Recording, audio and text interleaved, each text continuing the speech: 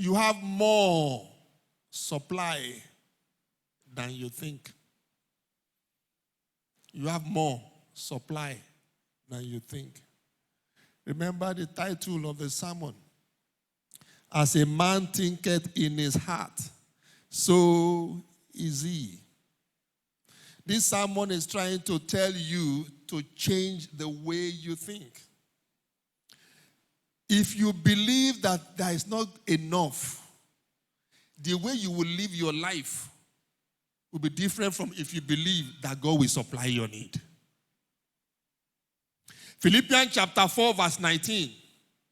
Philippians 4 verse 19 says, but my God shall supply all your needs according to his riches in Christ Jesus.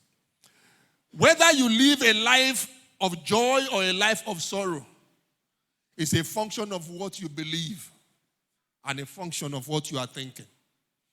There are people that have plenty and yet they are dying of frustration. They believe that's not even enough.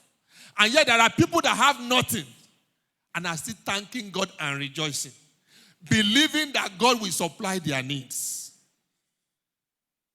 How many of you believe that God will supply your need? Look at Luke chapter 5, verse 5 to 8. Luke chapter 5, verse 5 to 8. Was the story of Peter. The Bible said Peter worked so hard to fish and he caught nothing. And when God called him, Jesus Christ called him and said, come, don't worry, you go again. There is plenty. Peter said to Jesus, we have tried all night. We have toiled all night and we caught. The fact that you have not succeeded up till now does not mean you are not about to succeed greatly. Did you hear that?